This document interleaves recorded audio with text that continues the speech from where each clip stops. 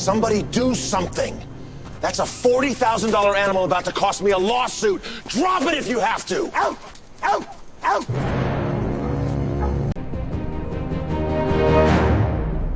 What is he doing? Get up, you idiot! He'll go for you!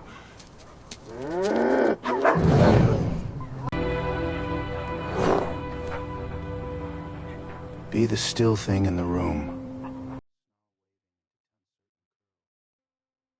The morning the dog stopped barking, the temperature outside the Crow estate had dropped to 19 degrees, and the man they were about to humiliate stood in the cold with his hat in his hands. Easton Crow came down the stone steps in a coat that cost more than the man's truck, looked him over once. The frayed canvas jacket, the boots gone gray at the toe, the lines around the eyes, and laughed. "You're the one they sent for the kennels? Mop the floors and stay away from the animal before it finishes what it started with the last two." Behind him, a guard lifted a phone and started recording. The man only lowered his eyes and said, "I just need the work." Behind a steel gate, Rook threw 105 pounds against the bars like a rifle shot. But no one on that estate could have guessed that in less than an hour, that dog would be lying down at this man's feet, and that before the winter was over, the man laughing at him now would carry a box out of his own building with his own 2 hands. That Tuesday had started like any other. Wes Halloran woke at 4:40 without an alarm, the way he had woken for 26 years, in a rented room above a feed store on the edge of Kalispell. The room had a hot plate, a cot, and one window that looked out at the mountains. He made the bed with corners you could bounce a coin off, not because anyone would see it, but because a made bed was the first thing you did and the last thing you skipped. He ran a thumb over the brass whistle that hung on a bootlace around his neck, the way another man might touch a cross. The metal was dark, almost black at the mouthpiece, scorched once a long time ago. He tucked it back under his collar and went to work. The job had come through a bulletin board at the VFW hall, and a man named Pruitt, who ran groundskeeping crews for the big places up the valley. 47 years old, a clean back, a clean record on paper, and the kind of quiet that made foremen trust him with keys. Wes didn't tell Pruitt what he'd done before. Pruitt didn't ask. That was the arrangement that suited them both. The Crow estate sat on 300 acres of fenced timber, with a house at the center that looked like an airport built by someone who'd read about cabins. Easton Crow had made his money in regional security contracts, cameras, gates, guard rotations, the machinery of keeping other people out, and he was, by every account Wes had heard in the bunkhouse, a week from closing the biggest deal of his life, a $19 million contract to wire half the county's commercial corridor. The dog was supposed to be part of the picture, a trained protection animal at the gate, photogenic and obedient, the kind of detail that told investors a man took safety seriously. Except the dog wasn't obedient. The dog was a wreck. Marlene Voss, who had run the house for 12 years and had buried 2 husbands' worth of patience in the job, walked Wes back to the kennel block and didn't slow down. "He's put 2 handlers in the hospital in 3 weeks. The trainer before you lasted 1 session. You fill the water through the slot. You hose the run from outside the gate. You do not open it. You do not talk to him. You do not look at him in the eye, not even once." She stopped at the door and looked at Wes the way you look at a man you've already decided you'll have to replace. He's not a dog. He's a lawsuit they feed. Wes looked through the chain link at the animal in the far run. A German shepherd, sable, lean in the way that meant muscle and not hunger, ears pinned, weight rocked back over the hind quarters. The dog wasn't lunging now, he was watching, and the watching was worse. Wes had seen 1,000 dogs, and he could read this one in the time it took to set down the bucket. The flat ears weren't dominance. The whale eye, that thin crescent of white at the corner, wasn't a threat display. It was a countdown. Somewhere in this animal's past, a human being had taught him that the world arrived as pain, and he had learned the lesson all the way down to the bone. And there was something else. The way the dog held himself, squared, deliberate, reading the room instead of flooding it. was a shape Wes knew. Not a backyard dog gone mean. This animal had been built by someone, trained by a method, and then broken by another one. Wes had spent the better part of his life around dogs built exactly like this. He felt the old recognition move in his chest like a draft under a door. And he set it aside, because recognizing things was what had cost him everything the first time. He did the work. He filled the water through the slot. He hosed the run from the safe side. He didn't look the dog in the eye. Rook tracked him the whole time, head low, a growl idling under the surface like a truck left running. It might have ended there, a man and a dog keeping their distance for as long as the job lasted, except that at 2:15, a delivery driver propped the side gate to wheel in a pallet, and the latch on the run hadn't caught the way it should have, and 105 pounds of terror discovered the gap. By the time Wes came around the corner with the hose still in his hand, it had already become the kind of scene that ends careers and breaks bones. Rook had a guard backed into the angle between the kennel wall and a stack of feed sacks. The man, young, pale, one arm thrown across his face, had stopped trying to run, which was the only smart thing he'd done. Two more men stood frozen at the edge of the yard. One of Crow's security people had a catchpole and couldn't make himself step inside the dog's circle. Another was on the radio saying a word Wes had hoped never to hear again in his life, which was rifle, and Easton Crow was on the terrace above them with his phone out, narrating his own disaster. "Somebody do something," Crow said. "That's a $40,000 animal about to cost me a lawsuit. Drop it if you have to." Wes set the hose down. He didn't run. Running was a predator's gait, and this dog had spent its life being hunted. He walked into the yard at an angle, slow, his hands open at his sides where they could be seen, and when he was still 15 feet out, he stopped and lowered himself down onto one knee in the wet gravel. He turned his shoulder to the dog, not his back. Never fully your back to an animal in flooding fear, but enough to take the challenge out of his frame, enough to say, "I am not coming for you." He let his gaze fall to the dog's chest, never the eyes. He breathed, in through the nose, out slow through the mouth, until his own heartbeat came down to where he needed it. "What is he doing?" Crow said. "Get up, you idiot. He'll go for you." Wes didn't answer. Answering was noise, and noise was what had ruined this animal. He stayed on the one knee in the cold, with the water soaking through to the skin, and he became the one still thing in a yard full of moving, frightened men. The guard against the wall whimpered.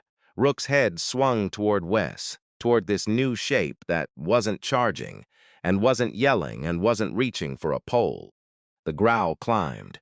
Rook left the guard and came 3 stiff steps toward Wes and stood over him, jaws inches from his face, breath fogging in the freezing air, and every man in that yard went silent because they all believed they were about to watch a person die. Wes did not move. He had a story he told himself in moments like this, an old one, in a voice that wasn't his. Be the still thing in the room, he let it run. He waited. Then, because the dog was screaming a question and not an answer, Wes lifted the whistle to his lips and gave it one short pulse. Not a command, nothing the dog had been drilled on, just a clean high note from an old brass whistle, the kind of sound a particular kind of handler made a particular way. Rook flinched like he'd been touched. Something crossed the animal's face that Wes had no word for. Something that belonged to a life before this yard. The dog's ears came forward 1/2 inch. The squared shoulders dropped. For 6 long seconds, Rook stood trembling over the kneeling man, caught between the only 2 things he knew, attack or run. And then he did the thing no one on the Crow estate had seen him do in 6 weeks of trainers and shock collars and men with poles. He lay down. He folded into the gravel an arm's length from Wes, put his enormous head on his paws, and let out a sound that was not a growl. It was lower than that, and older, closer to a question that had finally found someone who might answer it. The yard didn't breathe. Marlene had a hand over her mouth. The guard slid down the wall and sat in the mud and started quietly to laugh or to cry. No one could tell which. On the terrace, Easton Crow lowered his phone and stared at the screen. then at the yard, then at the screen again, as if the footage and the fact in front of him couldn't both be true. And at a second-floor window, behind glass fogged by his own breath, a boy of 8 named Pax watched the dog he had been terrified of for 6 weeks lie down at the feet of the new man. He didn't wipe the fog away. He just watched. The way you watch something you don't have language for yet. 40 miles south, in a glass office that overlooked a different valley, a man named Cyrus Knox was scrolling through a feed when the clip came across it. A shaky vertical video, already racking up shares, captioned Vetcom's killer dog at Billionaire's estate. Knox almost passed it. Then the security firm's name caught his eye because Easton Crow was the man about to take a contract Knox had counted as his own. He tapped it open. He watched a gray-jacketed groundskeeper kneel in the gravel. He watched the dog go down. He watched it for a second time, and on the second pass he froze the frame on the man's face, and the coffee in his hand went cold while he sat very still. He knew that face. He had spent 9 years and a great deal of money making sure he would never have to see it again. He set the phone face down on the desk, the way you set down something you don't want looking at you, and for a long moment Cyrus Knox did not move at all. Up at the estate, Wes Halloran stood, knees aching, and pushed the run gate shut behind the dog with a care that nobody ordered him to take. Crow came down off the terrace slowly, watching him the way he watched men across negotiating tables, hunting for the angle, the trick, the play. He didn't find one. He found a tired man in a wet jacket who wouldn't meet his eyes. "Leave him be," Crow said finally to no one in particular, and went back inside without another word. But that night, alone in his office, he ran the footage 4 more times, leaning closer each pass to the moment the dog lay down, and not once in any of them could he explain what he had seen. For 3 days, Wes did almost nothing, and the doing of almost nothing was the hardest work on the estate. He came to the kennel block at first light, set a folding chair 8 feet from the run, and sat. He brought no treats, no leash, no clicker, none of the equipment the other trainers had carried in like surgeons going to war. He brought a thermos of black coffee and a paperback Western with a cracked spine, and he read, sometimes aloud in a low and even voices, sometimes not at all. He let the dog watch him. He let the dog learn the shape of a man who wanted nothing. Rook spent the first morning at the back of the run, pressed into the corner, ready. By the second morning, he had moved to the middle. By the third, he lay near the bars with his head on his paws, tracking the rise and fall of Wes's, breathing the way a man lost at sea watches the one light on a far shore. Marlene found him out there on the 3rd afternoon and stood in the doorway with her arms crossed against the cold. "You're not cleaning." "I'm cleaning," Wes said. "Just not the floors yet." He bit a professional through a reinforced glove. Cracked the bone in 2 places. The man's lawyer settled for a number I'm not allowed to say out loud. She watched the dog who had not so much as lifted his lip at her in days. "I've worked for Mr. Crow 12 years. I've seen 6 people try with that animal. Every one of them came in talking about dominance and pack leadership, and who's the boss." She paused. "You haven't said any of those words. They're the wrong words." Wes turned a page he wasn't reading. He already had a boss. That's the problem. Whatever Marlene meant to say to that, she decided against it and went back to the house. But Wes noticed she left the kennel door propped so the warmth from the block could reach the run. And he understood that on the Crow estate, this was as close to an apology as the weather allowed. The whistle did the rest of what the sitting couldn't. He used it sparingly, the way Maddox had taught him, never as a command and never as a correction, only as a marker. A clean note that meant the thing you just did was safe, and I saw it. When Rook chose to lie down instead of pace, 1 short pulse. When he ate without bolting, 1 short pulse. The dog began to lean into the sound the way a cold man leans toward a fire, and by the 4th day, Wes could fill the water bowl through the open gate with the dog 2 feet away, and the only thing between them his own steadiness and a piece of scorched brass. It was on the 4th day that Easton Crow sent for him. The office smelled of espresso and leather, and the cold electric hum of a wall of monitors, each one a different corner of the estate. The kennel run was on the center screen. Crow did not offer him a chair. "What are you doing with my dog?" "Nothing to him," Wes said. "I'm letting him find out the yard isn't going to hurt him. I didn't pay $190,000 for a dog that finds things out." Crow leaned back. "I have a contract closing in 11 days. Investors are going to walk this property. I need that animal to stand at the gate and look like exactly what I paid for. Controlled, sharp, dangerous on command, and calm off it. 6 trainers told me they could deliver that. Real trainers with credentials, with equipment. They failed. They failed because they treated his fear like disobedience," Wes said. "You can't punish an animal out of being afraid. You can only teach him that being afraid gets him hurt, which is what they did, which is why he put 2 men in the hospital." Crow's jaw worked. "I want him operational, obedient on command, aggressive when I decide he's aggressive." "Then you don't want a trained dog," Wes said. He kept his voice flat, without heat, the way you say a true thing you've said before. "You want a weapon you can holster. And a weapon that's afraid all the time is the one that goes off in your own house. That's not a guess. That's the dog you already have." The room went very quiet. On the monitor, Rook lay in his run with his belly to the cold concrete, dozing, a thing he had not done under that roof in 6 weeks. "You're a groundskeeper," Crow said. "Yes, sir. A groundskeeper Pruitt sent me to mop floors." "That's right." Crow studied him, and Wes felt the old danger of being looked at too closely, the thing he had spent 9 years arranging his whole life to avoid. He picked up the water bucket he'd carried in out of habit and turned to go. And that should have been the end of it, except that Crow's voice followed him to the door. "How does a floor mop know the word operational?" Wes didn't turn around. "Heard it somewhere," he said, and left. He might have held the line for weeks if it hadn't been for the dog itself. The next morning, a man came up the long drive in a battered pickup with a kennel rig in the bed and a contractor's badge clipped to his coat. Dale Okafor, who supplied trained protection dogs to half the security outfits in the state and was delivering 2 to Crow as part of the contract package. Okafor was 60, gray at the temples, with a retired soldier's economy of movement, and he had been walking dogs off trucks for 30 years.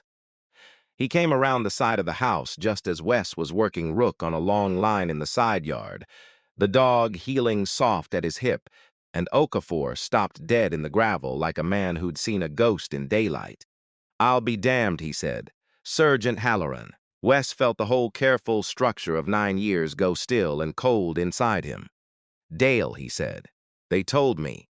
Okafor stopped, looked at the dog, looked at the man, recalibrated something in real time, the way honest men do when the story they were handed stops matching the person in front of them. "There was a thing went around after, that the fire was on you, that you signed off on a building that came down. I heard you lost your rank over it and went." He spread his hands. "Gone. Nobody knew where." "Here," Wes said. "I went here."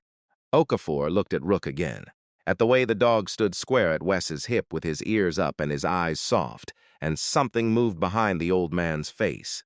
"That's a Varga line dog," he said slowly, "or trained off Varga's method. I'd know that frame anywhere. Nobody runs that program anymore. Not since."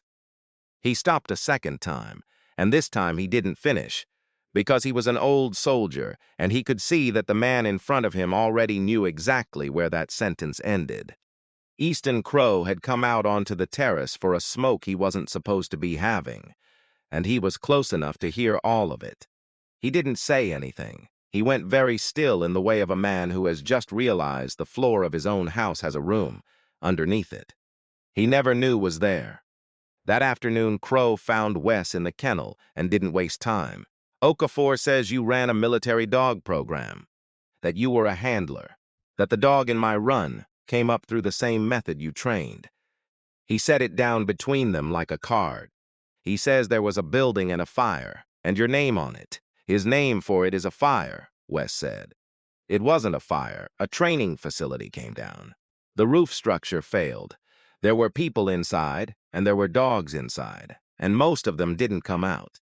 He said it the way you read coordinates, flat, because flat was the only way he could say it at all. I'd been writing up that building for 8 months, telling anybody who'd sign a form that the certifications didn't match the construction. Nobody wanted to hear it, because the contract was already paid for, and an inspection that failed was money. Nobody was getting back. He looked at the dog.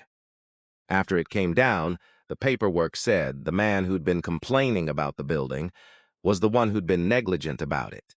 My signature was on documents I never signed. By the time I understood what had happened to me, I didn't have the rank or the money to fight it, and the files were sealed, and I was done fighting things. So I stopped. I came up here and I mopped floors, and I didn't tell anybody who I used to be, because who I used to be is a man they all agree got people killed. He had not said that many words out loud in 9 years. He felt the cost of them in his chest. Crow was quiet for a long time. Then he said, "And the dog knows you. The dog doesn't know me." Wes crouched and put his open hand under Rook's chin, not over the head, never over the head. The dog knows the method. Same whistle, same timing, same hands. He spent his first year being made by people who work the way I work, and then he spent the rest of his life being unmade by people who work the way your 6 trainers work. When he heard the whistle, he didn't recognize me. He recognized that someone in the world still spoke the only language that was ever kind to him. He stood up. That's all it was. There's no magic in it.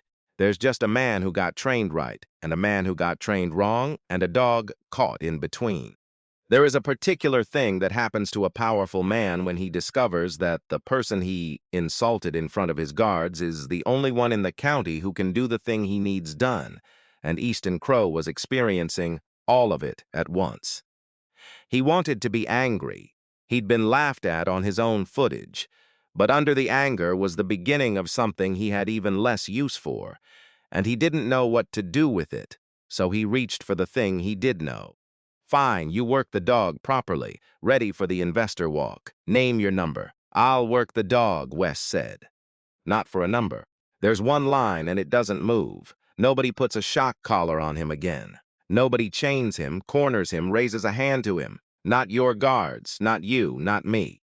The first time I find out somebody used pain on that animal to make him perform for your investors, I'm gone. And you can explain to the cameras why the only man your dog ever trusted walked off the property. He picked up his bucket. That's the whole contract. It was not 3 demands counted off on 3 fingers. It was one line said once, in the voice of a man who had already lost everything that could be taken by saying it, and that was what made Crow believe him. But it wasn't the line that decided it. It was what happened while they were standing there, when neither of them was watching the boy. Pax had come down from the house in his coat without anyone sending him, and he had stopped at the edge of the side yard the way he stopped at the edge of every room. 6 feet back, hands in his sleeves, ready to leave. For 6 weeks the boy had not come within 40 feet of the kennel block, had not come within arm's reach of anything that might want something from him. His mother was 3 states away, and his father was a phone number, and Easton Crow had taken his grandson into the big house the way he took on assets, with good intentions and no idea what to do with them, and the boy had answered all of it by getting smaller and quieter until he was barely there at all. Now he watched the dog that had terrified him for 6 weeks lie calm at the new man's feet, and while the 2 men talked, Pax took 1 step forward, then another. He crossed the line he hadn't crossed in a month and a half, slow, careful, until he was close enough that Rook lifted his head, and the boy froze. Every muscle braced for the lunge, the bark, the thing he'd learned to expect from dogs. It didn't come. Rook looked at the boy with his soft eyes and thumped his tail once against the frozen ground, and Pax let out a breath he'd been holding for 6 weeks and put out 1 small hand and did not pull it back. Easton Crow stopped talking mid-sentence. He watched his grandson, the boy who flinched from the housekeeper, who hadn't let his own grandfather hug him goodnight, who moved through the enormous house like he was apologizing for taking up the air. Reach out and touch the most dangerous animal on the property, because a stranger in a frayed jacket had made the world safe enough for one afternoon to try. Crow's hand went halfway to his mouth and stopped. For a moment, something raw moved across his face, and then, because he was who he put it away and reached again for the thing he understood. "Stay on," he said. "Whatever it costs. The dog gets ready, the contract closes, everybody wins." He nodded at his grandson's hand in the dog's fur, as though it were one more line item in his favor. "And the boy's calmer with you here. That's worth something to me, too." Wes looked at him for a long moment, and what he saw was not a changed man. He saw a man who had found a new asset and was already calculating its yield. The same appraising eyes, the same certainty that everything in a room had a price you could name if you were smart enough. He had met this exact man before, 9 years ago, in a different suit. The other one had used a stack of paper. This one used a checkbook. The difference mattered less than Wes wanted it to. "I'll stay," Wes said. "Not for your number. For him." He looked at the dog. "You can tell yourself it's a transaction if that's the only language you've got. But that animal doesn't know what a contract is, and neither does your grandson. And the day you forget, that is the day this all comes apart on you." Crow didn't answer. He'd already gotten what he wanted, and men like Crow stopped listening the moment the deal closed. 40 miles south, Cyrus Knox was not sitting still anymore. He had made 2 phone calls.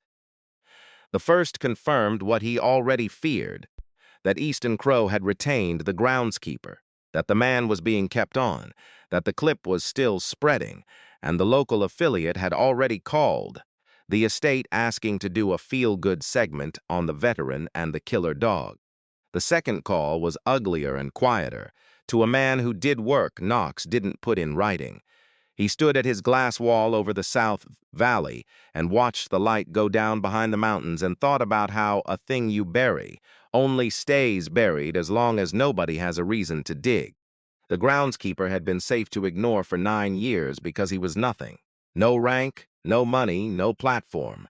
A ghost mopping floors in a town nobody visited. But ghosts that get filmed stop being ghosts. A man the news wanted to make a hero of was a man with a microphone, and a man with a microphone might finally be heard saying the thing about a building and a fire that nobody had wanted to hear when he had no one listening. Knox didn't need the dog dead, though that would have been convenient. He needed the man discredited before the cameras arrived. Needed the valley to look at Wes Halloran and see not a hero but a hazard, a washed-up soldier with a record, a man so reckless he kept an animal that mauled people in a house with a child in it. You didn't bury a man like that twice the same way, the first time you used paperwork. The second time, Knox thought, watching the last light die, you let the dog do it for you. He picked up the phone again. The work that followed didn't look like work to anyone who watched it, which was how Wes knew it was working. He built the days around small, dull, repeatable things. Every morning began the same way. He walked into the side yard, sat down on the cold ground, and waited for Rook to choose to come to him. No calling, no luring. The dog had spent his whole life being made to come. The only thing left worth teaching him was that he could come on his own and nothing bad would happen. Some mornings it took a minute. The first morning it took 19, and Wes sat the whole 19 without moving, until the dog crossed the gravel and lay down against his leg, with a sigh that seemed to come up from somewhere under the ground. The first thing he had to fix was the sound. Rook came apart at high electronic tones, a phone alert, the chirp of a truck backing up, the test beep of a smoke detector. The first time Wes heard it, he understood it all the way down, and he hated the understanding. An animal didn't learn to fold at a specific frequency by accident. Somewhere in this dog's unmaking, a person had paired that exact pitch with pain, over and over, until the sound alone could drop a 105-pound shepherd to the concrete with his bladder letting go. Wes had seen that protocol before. He had spent the back half of his career trying to undo it in other dogs, and he had testified once in a sealed room nobody read the transcript of that the program running it was breaking animals faster than it was building them. He fixed it the only way it could be fixed, which was slowly. He found a tone generator, set it so low the dog could barely register it, and played it for 1 second while Rook ate. Then a hair louder each day, the food always there, the whistle always marking the moment the dog chose to keep eating instead of bolting. It took 11 days to get from a tone Rook could ignore to a tone that used to put him on the floor, and on the 11th day, Wes played it at full volume while the dog lay in the sun and chewed a knuckle bone and did not so much as lift his head. "Good," Wes said once, quietly. Not for the dog. The dog didn't need the word. He said it's for himself, because every small undoing was proof that he still knew how to do the one thing he had ever been good at, the thing they'd told the whole world he'd done wrong. Pax came every afternoon after his tutor left. He didn't ask to. He just appeared at the edge of the yard in his too big coat, and Wes never made a thing of it, never said "come here" or "good job" or any of the words adults use to put a price on a child's courage. He just let the boy be there. The first week, Pax sat on an overturned bucket 6 feet back and watched. The second week, Wes handed him the cracked paperback without a word, and the boy read aloud, stumbling, his voice rusty from how little he used it, and Rook drifted over and lay down with his spine against the boy's shins like a sandbag against a door. "He likes the boring parts," Pax said, surprised, the first time the dog settled while he read. "He likes your voice when it's not scared," Wes said. "Same as him. You two are doing the same thing, you know. You're both finding out that a thing you were scared of can sit next to you and not turn into the bad thing." Pax thought about that with the seriousness only an 8-year-old can bring to a true sentence. "What were you scared of?" Wes was quiet for a moment. "Being right about something nobody wanted me to be right about," he said. "Turns out that's one of the scariest things there is."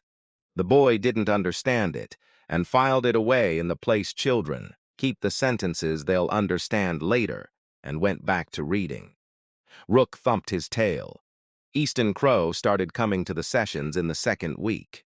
He stood at the edge of the yard in a coat worth more than the truck Wes drove, and he watched, and he didn't interrupt, which for Crow was a kind of athletic feat.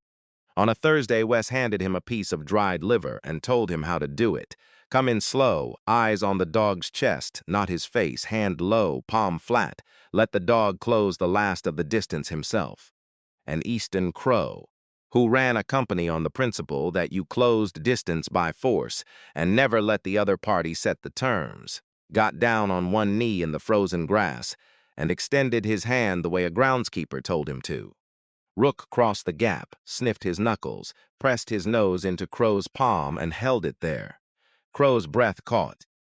His fingers came up slow and closed gentle around the dog's muzzle, and the dog leaned into it, heavy and warm and trusting. And the most controlled man in the valley knelt in the grass with his eyes wet and didn't trust himself to speak. "He's never done that with me," he said finally. "He didn't trust you before," Wes said. "You were the loudest thing in his world." Loud meant danger. "You've been quiet for 2 weeks." He watched the man and the dog. That's the whole secret. There isn't another one. Crow stayed on his knee a while longer than the lesson required, and when he stood, his face had something in it that hadn't been there 3 weeks ago. But by the time he'd brushed the frost off his slacks, the look was already curdling back into calculation. "He'll photograph well at the gate," Crow said, half to himself, watching the dog. "Calm, controlled. The investors will love it." He said it the way a man prices a painting he's just been moved by, and Wes heard the whole of him in it, a man who could feel a true thing and, in the same breath, reach to monetize it. Wes didn't say anything. You didn't argue a man out of being who he was. You waited for the day the world made him choose. It was a few nights later, on the kennel steps with the cold coming down and the dog asleep between them, that Wes told the boy the rest of it. Pax had asked the question children ask, the one about how, and Wes found that for the first time in 9 years he wanted to answer it. He told him about growing up poor outside a town in eastern Montana, the kind of poor where a stray dog was the only thing that ever showed up just to be near you and asked for nothing back. He told him about enlisting at 18 because the Army fed you and a working dog program would take a kid who understood animals better than people. He told him about a man named Maddox, a sergeant first class, 20 years a handler, who'd taken one look at young Wes Halloran and said, "You've got still hands and a loud head, and we're going to fix the head." Maddox, who taught him that you never trained a dog out of fear. You trained it out of a dog's certainty that it was alone. Maddox, who carried a brass whistle on a bootlace and used it like a kindness instead of a command. "Be the still thing in the room," Pax repeated when Wes told him the saying. That's a weird thing to say. He said it about a lot of things. Frightened dogs, frightened privates.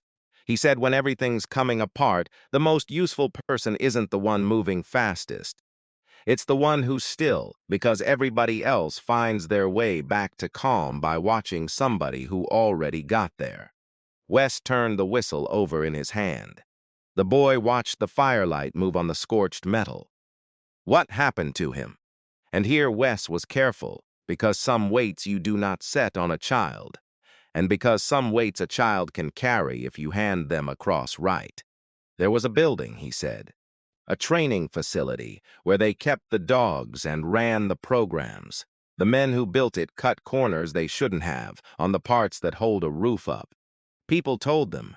I told them for the better part of a year, on every form I could find. Nobody wanted to hear it because hearing it would have cost money. He stopped, started again. It came down one morning with people inside and dogs. Maddox went back in for the dogs.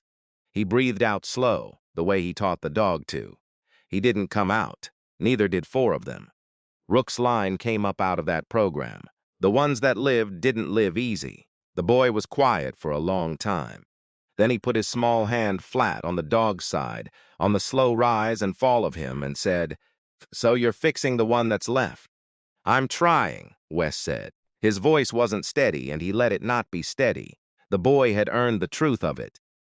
If you have ever watched the world look at someone, a parent, a neighbor, a tired man in a frayed jacket, and decide they were finished, decide they had nothing left worth your attention, and then watch that person turn out to be the one who was right all along. Stay with this old handler a little while longer. The cold part is still coming. So is the part that makes the cold worth it. Because 40 miles south, the burying had already begun again. Cyrus Knox did not do anything as crude as send a man over a fence.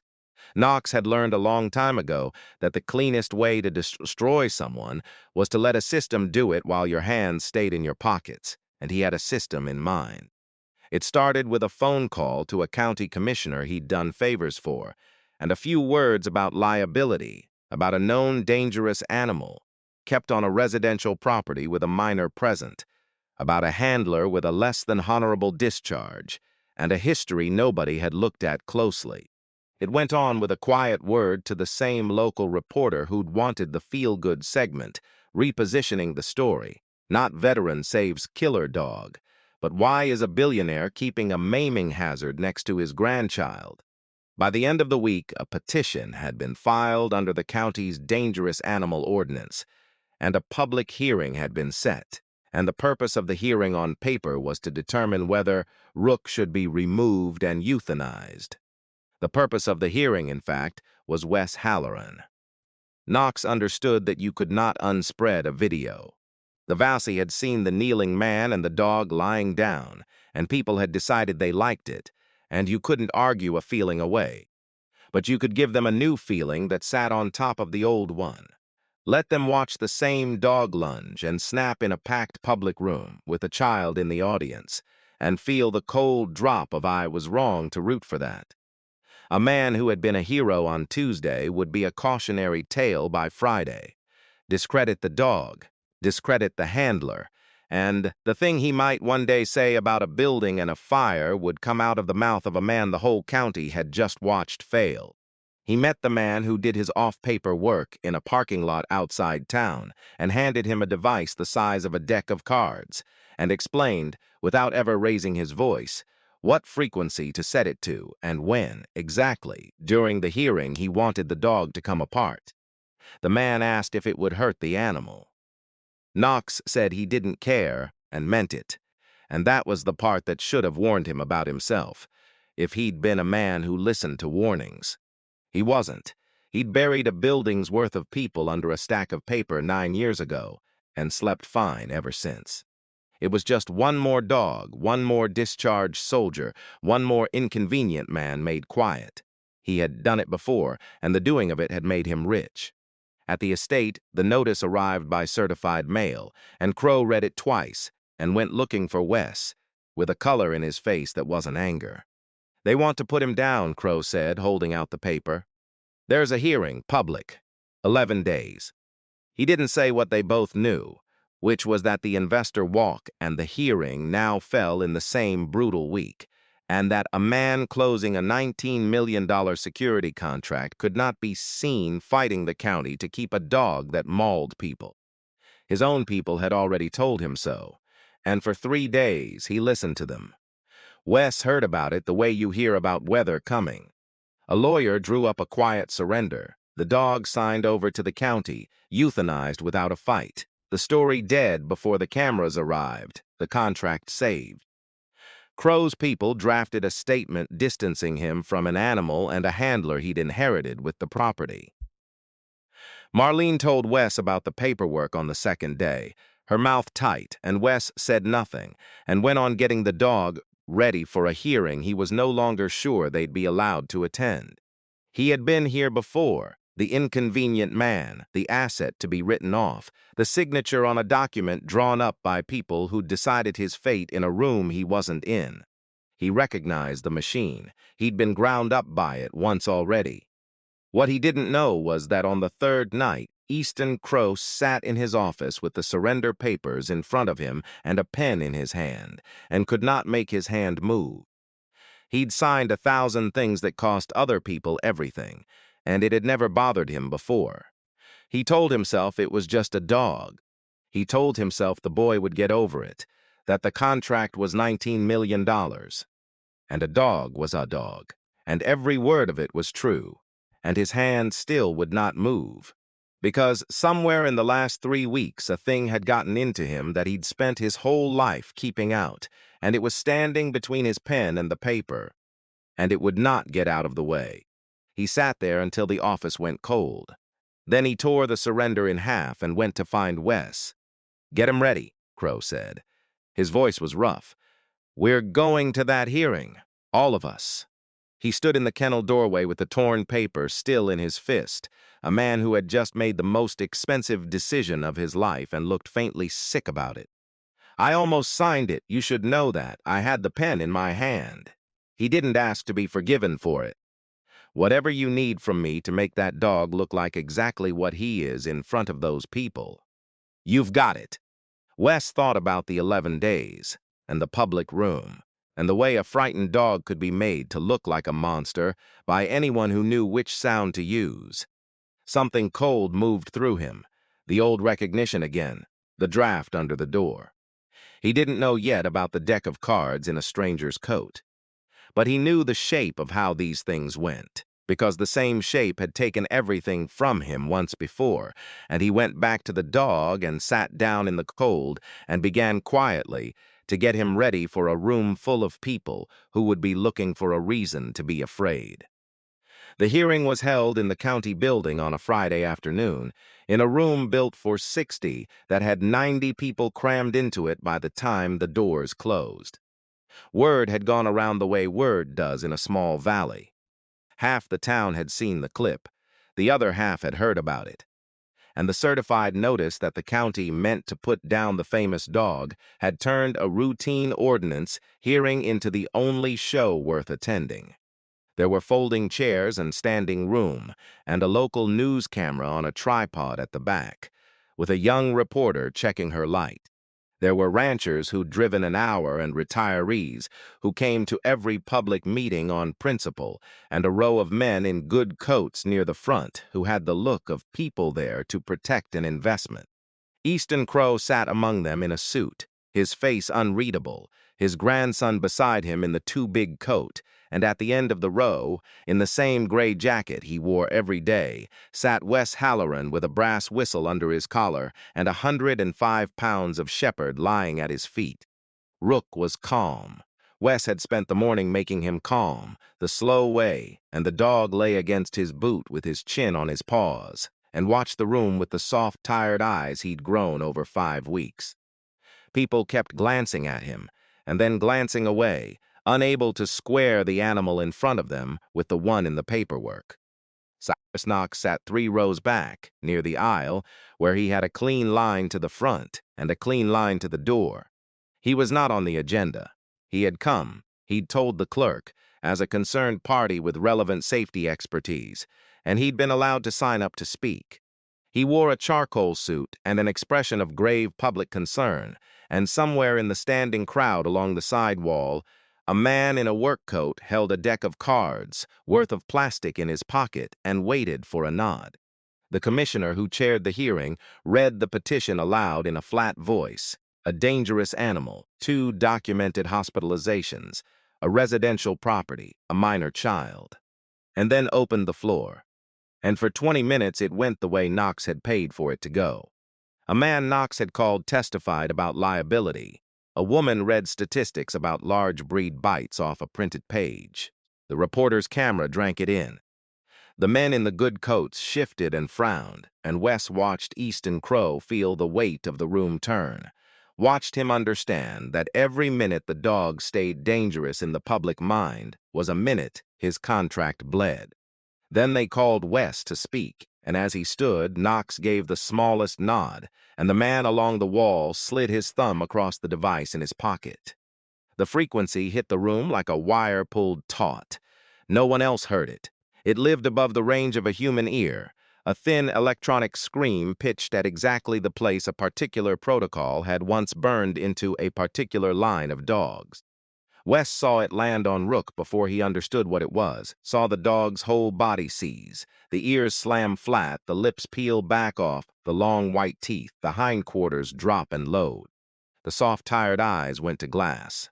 A woman in the front row screamed. The men in good coats came half out of their chairs. The dog that 90 people had been told was a monster became, in the space of 1 second, exactly the monster they'd been promised, rising off the floor with a sound coming out of him like tearing metal, and the camera at the back swung to catch it. This was the moment. This was the whole of Knox's plan, paid for and delivered.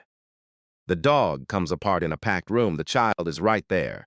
The county sees the truth with its own eyes, and the kneeling man from the video is finished. Discredit the dog, discredit the man, and bury the inconvenient soldier a second time under the weight of his own animal. But Knox had made one mistake, and the mistake was old, and the mistake was this. He thought the sound made the dog dangerous. It didn't. It made the dog afraid. And Wes Halloran had spent 9 years and the last 5 weeks learning, in his hands and his bones, that those were not the same thing at all. He knew the sound the instant it touched the dog, because he had heard what it did to animals before. In a sealed room, nobody read the transcript of. He didn't waste a half-second on disbelief. He moved. He didn't grab the dog. You don't grab a flooding animal. Grabbing is what the bad men do. He dropped to one knee in front of Rook, turned his shoulder, put himself low and still and close, and brought the whistle to his lips, and over the top of that thin electronic scream he laid one clean high note. The old note, the kind note, the only sound in this dog's entire broken life that had ever meant you are not alone, and nothing here is going to hurt you. For 1 terrible second the 2 signals fought inside the animal. The scream that said pain, the whistle that said safe. Rook trembled at the breaking point with his teeth bared and the room frozen around him, and Wes held the note and held his stillness and did not look away and let the dog choose, the way he'd let him choose every morning in the cold yard for 5 weeks. Rook chose. He came off his haunches, and he did not go for the crowd, and he did not go for the child, and he did not go for the men in good coats. He turned, the whole 105 pounds of him wheeling in place, and he drove straight across the room toward the one thing in it that was hurting him, toward the source of the sound, and he hit the man in the work coat along the wall and put him into the paneling, and stood over him with his teeth an inch from the man's throat, and did not close them. He pinned him. He held him there, shaking, growling, every muscle screaming to bite and not biting, because the still thing in the room had told him he didn't have to. The device skittered out of the man's hand across the floor, and a rancher in the front row put his boot on it. It came apart fast after that, the way these things do once the shape of them is visible. The man on the floor was babbling. Somebody had the device. The reporter's camera had caught all of it. Not a dog attacking a room, but a dog crossing a room to pin the one man who'd been hurting him, and a stranger in a frayed jacket kneeling in the middle of the chaos with a whistle, the calmest thing in 90 people. The commissioner was banging a gavel nobody heard. 2 off-duty deputies were already moving toward the wall, and in the middle of it, in the press of bodies standing and shoving toward the exits, an 8-year-old boy got knocked sideways out of his chair. Pax went down between the folding chairs in a forest of moving legs, and the panic that had nothing to do with the dog and everything to do with 90 frightened adults closed over him, and he curled up small the way he'd learned to make himself small, and could not get up. Rook left the man on the wall. He came back across the room through the stampede like finding the low place. And he reached the boy before any adult did, and he did the last thing in the world that the petition had said he would do. He didn't bite. He didn't bolt. He planted his 105 pounds over the curled-up child and turned himself into a wall. Back arched, legs braced, head low and swinging, taking the shove of the crowd against his own ribs so that none of it reached the boy underneath him. He stood over Pax in the chaos and held, the way Maddox had gone back into a building for the dogs, the way the still thing holds when everything else is moving, and he kept the boy safe inside the cage of his own body until Wes reached them both, and the deputies cleared a space, and the room, slowly, understood what it was looking at. The weapon Easton Crow had wanted had just made itself, in front of 90 witnesses and 1 camera, into a shield. The boy's hands came up and fisted in the fur of the dog's neck and held on, and the dog the whole valley had been told to be afraid of stood over the most frightened child in the county and let him hold on as long as he needed to. 3 rows back, Cyrus Knox did not move.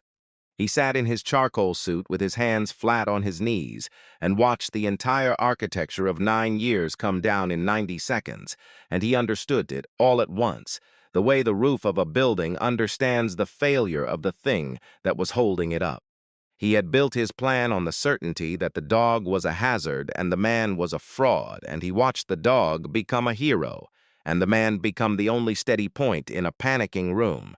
And somewhere underneath the disaster, a smaller, colder fact arrived and would not leave. The animal that had just destroyed him in front of a camera had come up out of the same broken program, the same cut corners, the same fire he had paid to walk away from. The thing he'd discarded as worthless 9 years ago, a wrecked dog, a ruined handler, a method nobody ran anymore, had survived him and trained itself back into something true, and walked into a public room and taken him apart without ever knowing his name. His eyes found Wes across the room, found the man kneeling beside the dog and the boy, and found, on a bootlace at the man's throat, catching the fluorescent light, a small scorched brass whistle, a piece of junk, a dead man's trinket, the kind of nothing Knox had spent his whole life stepping over on his way to the things that mattered. He had stepped over it. He had built an empire on the certainty that things like that whistle didn't count, couldn't count, weren't worth the paper they'd never be written on, and it had just cost him everything. Knox set his hands on his knees and pushed himself up and walked out the side door into the cold while the room was still in chaos, and he did not look back. And the walking out was the last free decision he would get to make for a long time, though he didn't know that yet either. In the parking lot, 2 more deputies were waiting by his car. They had the man from the work coat in cuffs already, and the man had started talking the moment the metal touched his wrists, the way men like that always do. And the device was in an evidence bag, and there were a great many questions about who had supplied it, and paid for it, and set the frequency, and the answers all pointed in one direction across a parking lot to a man in a charcoal suit, walking very fast toward nothing. Inside, the room had gone quiet around the boy and the dog. Wes knelt with one hand on Rook's heaving side and the other not quite touching his grandson. Crow's grandson, he reminded himself, not his, though the boy had reached for him too. The whistle hung wet against his chest. He didn't make a speech. He didn't say anything to the 90 people, or the camera, or the commissioner with the useless gavel. He just stayed down there on the floor between the dog and the child, being the still thing, until both their heartbeats came back down to where they needed to be. Easton Crow pushed through the crowd and dropped to his knees beside them in his expensive suit, and put his hand on his grandson's back, and for once in his life said nothing about contracts or cameras, or what any of this was going to cost. He just knelt there with the rest of them. A deputy crouched beside Wes a few minutes later, when the worst of it had cleared, and spoke low. "We're going to need a statement. About the device, the frequency, all of it." He paused, and looked at Wes a beat longer than the question required, the way a man looks when something is gathering at the edge of his understanding. "And? Mr. Halloran, is it? That gentleman who just left. You know him?" Wes looked at the side door Knox had gone out through. "No," he said. And then, slowly, like a man reading coordinates off a map he'd put away 9 years ago and never expected to open again, "but I think I know what he did." The investigation that started in a county parking lot did not stay in the county for long.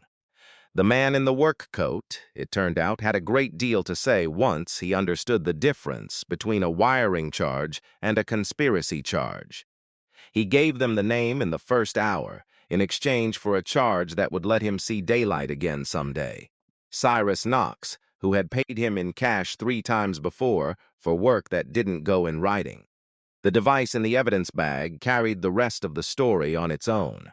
A serial number that led to a purchase order, and a purchase order that led, through 2 shell companies, and a consulting firm that consulted on nothing, back to the same name. A paid man's word could be argued with. A paid man's word matched to a paper trail could not. That alone would have been enough to take an empire apart. But the federal agents who picked up the thread pulled it further than anyone at the hearing could have guessed. Because once they had a reason to subpoena Knox's contracts, they had a reason to read all of them. And the oldest one was 9 years old, and it had a fire in it. Wes gave his statement over 3 days in a borrowed office in Helena, and for the first time in 9 years, somebody with a badge and a recorder wrote down what he said instead of sealing it. He told them about the building, about the 8 months of forms, about the certifications that didn't match the construction, and the inspection that kept not happening, and the contract that had already been paid for by the time the roof came down. He gave them names and dates he'd carried so long he no longer needed to look them up. And slowly, across those 3 days, the agents handed him back the shape of what had actually happened to him. The training facility had been built under a federal contract for $19 million. The company that won it had cut the structural certifications to come in under budget. And when the roof failed and people died, the man who ran that company had reached into the paperwork, pulled out a fiscal soldier to wear the blame, and spent the years since turning that same $19 million into a regional security empire. The negligence finding that ended Wes Halloran's career, the documents bearing a signature he'd never signed, had not been an accident. They had been manufactured. Cyrus Knox had needed a name that wasn't his own to put on the worst thing he'd ever done, and Wes had been the man standing closest with the least power to fight back. There was one more thing in the file, and the agent set it down last, almost as an afterthought, not knowing what it would do. After the building came down, Knox's company had restructured. To raise cash and put distance between his name and the wreckage, he had spun off a block of regional service contracts, gates, monitoring, guard rotations across 3 counties, and sold them cheap on purpose to an outsider with no connection to him and no reason to ask questions. A buyer who knew the history might dig. A hungry young competitor looking to scale fast would only see the bargain.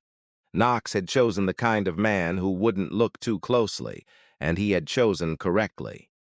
The buyer had gotten the deal of his life, and those contracts had become the seed of everything he built afterward.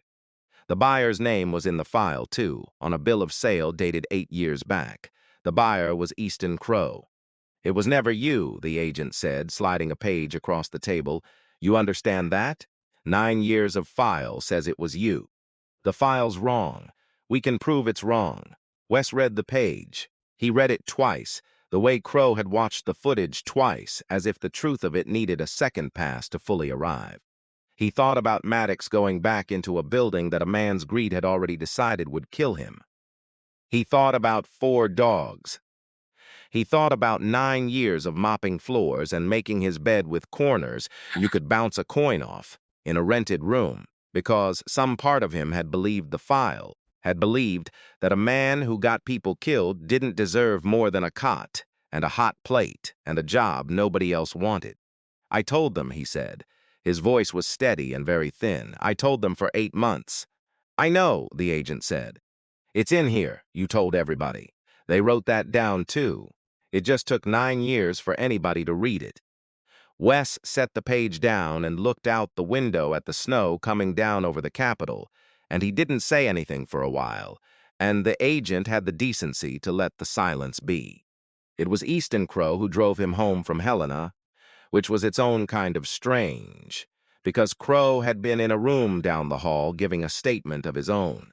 The federal agents had called him in the same week, not as a suspect. The bill of sale was 8 years old and clean on its face, and Crow had bought those contracts the way anyone buys anything at a fire sale, asking about the price and not the smoke. But they'd needed him to confirm the chain of it, and in doing so, they'd shown him where his empire came from. He had sat across a table and watched a man in a federal windbreaker lay out, in flat chronological order, the building, the bodies, the 4 dogs, the soldier framed for it, and then the spun-off contracts, sold cheap by a man in a hurry to bury what he'd done, bought cheap by a younger man too pleased with the bargain to ask why it was a bargain. Crow had built the whole thing. The estate, the gates, the $19 million deal he'd just lost, all of it, on the bones of the thing that destroyed the man currently riding in his passenger seat. He hadn't known. That was true, and it was the only true thing in his defense, and it helped him not at all. He had spent 3 weeks insulting a groundskeeper, using him, almost signing his dog away to save a contract. And the contract, the empire, the certainty that he could appraise any man at a glance and price him correctly, had all been paid for, at the root, by the same crime that had put that groundskeeper in a rented room above a feed store for 9 years. They drove a long way in silence. The snow came at the windshield and the wipers pushed it aside. "I keep trying to find the part where I'm not in it," Crow said finally. "Somewhere outside Lincoln, both hands on the wheel. I didn't sign your discharge. I didn't pull the certifications. I never met Knox in my life. I bought some contracts off a man's restructuring 8 years ago, and I never once asked what the restructuring was for. He drove a while, and it turns out I've been living off it the whole time. The house, the deals. The man I got to be." His jaw worked. "I judged you the first second I saw you. Frayed coat, gray boots. Had you sorted before you said a word. I'm good at that, fast. I've made a lot of money being fast." He glanced over once. "I was looking down at the man my whole life was borrowed from." "You didn't know," Wes said. "No, I didn't ask, which is worse, because not asking is how men like me stay clean." Crow's hands tightened on the wheel. "I'm not going to sit here and tell you I'm a different man now." I don't believe in that. But I owe you something I can actually pay, and I'm going to pay it. And it isn't charity. Understand the difference. Charity is something I'd want thanks for. This is a debt I didn't know I'd signed. Wes looked out at the snow for a long moment. Then, pay it quiet, he said. And don't make me carry the weight of you feeling better about it. Crow almost smiled and didn't, because it wasn't the kind of thing you smiled at. Quiet, he agreed. I can do quiet. What he did exactly that way. He put his lawyers on the work of correcting a military record, and he paid for it himself, and he never once mentioned the bill or asked for a word of credit. The negligence finding was struck. The discharge was corrected to honorable. It took months, but paper that builds a man back up, it turns out, uses the same machine as the paper that tears him down. You just have to have someone willing to run it. And sometimes, someone who finally understands he was the reason it needed running. They read the corrector aloud at a small ceremony in a VFW hall in the spring, the same hall where a bulletin board had once offered a man named Halloran a job mopping floors. There were maybe 30 people. Dale Okafor was there, and he stood up very straight when they read the word honorable, the way an old soldier stands for a thing he'd given up, hoping to hear. Marlene came and sat in the back and pretended the cold was making her eyes water. Pax sat in the front row in a coat that finally fit him, with one hand resting on the broad head of the dog beside him, and when they said Wes's name, and the word that went with it now, the boy whispered something to the dog that nobody else could hear. Cyrus Knox was not there. By spring, he was answering for the building and the fire and the device and the men he'd paid, in rooms with no windows, under the weight of the same kind of paper he'd once used so freely on other people. The empire came apart in pieces through the year. The contracts pulled, the assets frozen, the company that bore his name quietly dissolved into a footnote in a federal indictment. He did not get a dramatic fall. He got the slow, grinding, paperwork kind, the kind that doesn't make the news after the first week, the kind that simply removes a man from the world of things he used to be able to do, which was, Wes thought when he heard, exactly the size of justice the thing deserved. Not a thunderclap, a roof, coming down the slow way on the man who'd cut the corners. Wes didn't celebrate it. He had spent too long being the inconvenient person in someone else's story to find any joy in being the convenient one in Knox's. He heard the news, and he nodded once, the way he nodded when a frightened dog finally lay down and he went back to work. The work, by then, had a name. The Steady Hand Project opened that summer on 40 leased acres outside Kalispell, in a long, low building with good light and a fenced field that ran back toward the mountains. It did one thing and did it well. It took retired military working dogs, the ones who came home wrong, who flooded at the wrong sounds and trusted no one and got passed over because they were too much dog for an ordinary house, and paired them with veterans who had come home the same way. Two broken things, learning at the same pace, in the same field, that the world could hold still long enough to be trusted again. Nobody got fixed on a schedule. Each pair set its own. In the first 8 months, they placed 22 dogs. 16 of the pairings held in the way that matters, the dog and the person both sleeping through the night, both walking back into the world a little further each week. The other 6 they kept working. There was no timeline. That was the whole method, and it had a name now too, though Wes never used it himself, and never argued about whose name belonged on top of it. Rook was the heart of the place. He walked the building loose, greeting the new arrivals with the slow tail and the soft eyes, and the broken dogs that came in screaming watched him move through the world unafraid and learned something from it that no human could have taught them. Pax came every Saturday. He was 9 now and taller, and he talked to the staff, to the dogs, to anyone who'd listen. And he had a gift with the worst cases, the ones who arrived shaking, because he would sit on the floor of their run and read aloud in a voice that wasn't scared, and most of them settled by the end of the first hour. He told his grandfather he was going to be a handler. Crow, who sat on the project's board and rolled up his sleeves every time he came, and never once let anyone thank him for the check, said that sounded like a fine thing to be. He'd stopped explaining why he funded the place. The people who needed to understand it understood it, and the rest was none of his business, which was, for Easton Crow, an entirely new way to live. Marlene ran the front desk 2 days a week. She and Wes never spoke again about the first morning, about the bucket and the wire brush, and he's not a dog, he's a lawsuit they feed. They didn't need to.